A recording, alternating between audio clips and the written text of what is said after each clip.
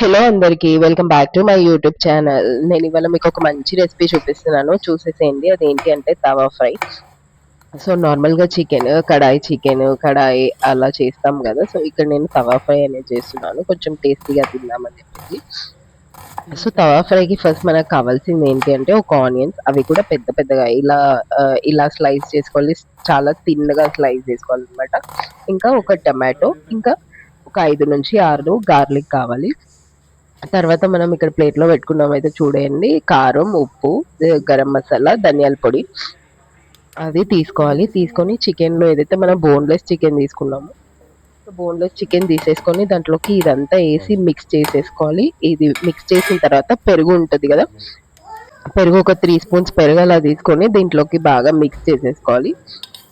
Mix చేసేసుకొని ఒక 5 to 10 minutes అలా మ్యారినేషన్కి పెట్టుకుందాం మనము. అంటే ఎక్కువసేపు మ్యారినేషన్ కూడా అవసరం లేదు దీనికి, కొంచెం ఒక 5 to 10 minutes అలా పక్కకు పెట్టేసుకోవాలి.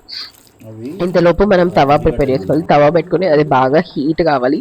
హీట్ అయినప్పుడు మనం దాంట్లో ఒక ఆయిల్ వేయాలి. ఆయిల్ వేసిన తర్వాత అది కూడా హీట్ అవుతుంది కదా, దాంట్లోకి జీలకర్ర, ఆవాలు వేసి అవి బాగా బ్రౌన్ కలర్ వచ్చాక మనం అప్పుడు ఆనియన్స్ వేసుకోవాలి. ఆనియన్స్ కూడా మంచిగా బ్రౌన్ కలర్ రావాలి, మరి అంత డార్క్ బ్రౌన్ లాగా మాడగొట్టేసేయకండి, నార్మల్ బ్రౌన్ కలర్ రావాలి.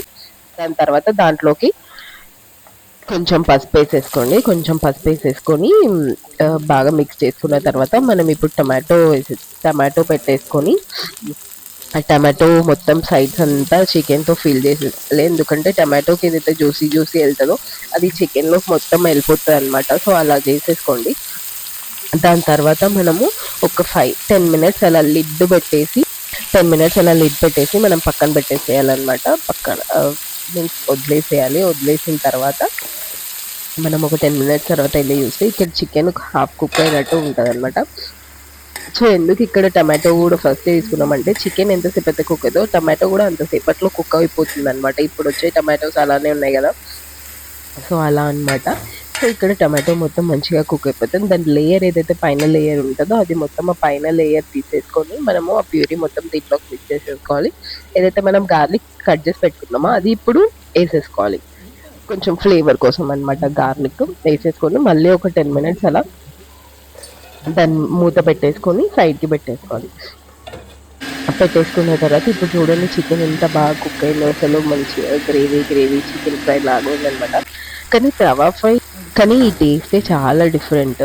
నేనైతే ఎక్కడ చూడలేదన్నమాట ఇలాంటి టేస్ట్. చాలా టేస్టీగా ఉంది, నోట్లో వేసుకుంటే కరిగిపోయేలాగా చికెన్ అంతా సాఫ్ట్గా కుక్ అయ్యి అంత వేసేసుకొని. సో ఇప్పుడు ఏదైతే పైన లేయర్ ఏదైతే టమాటో ఉందో అది తీసేసి దాంట్లో ఉన్న ప్యూరీ మొత్తం ఆ చికెన్లోకి మిక్స్ పెట్టేసుకొని ఇప్పుడు మనం ఏం చేయాలంటే మళ్ళీ ఇంకొక 5 minutes అలా, ఇప్పుడు 90% మాత్రమే కుక్ అయింది కదా చికెన్, ఇప్పుడు 100% కుక్ అవుతుంది. సో దానిపైన కొంచెం కొత్తిమీర ఇంకా కాజు ఉంటే కాజు అవన్నీ వేసుకొని గార్నిష్ లాగా చేసి ఒక 5 to 10 minutes అలా పెట్టేసేయండి. టేస్ట్ మాత్రం చాలా బాగుంది. మీరు కూడా ఒకసారి ట్రై చేసి చూడండి. జొన్న రొట్టెలోకైనా, నార్మల్ చపాతీస్లోకైనా, దేంట్లోకైనా చాలా అంటే చాలా బాగుంటుంది. ఒకసారి మీరందరూ ట్రై చేసి నాకు కామెంట్స్లో చెప్పండి.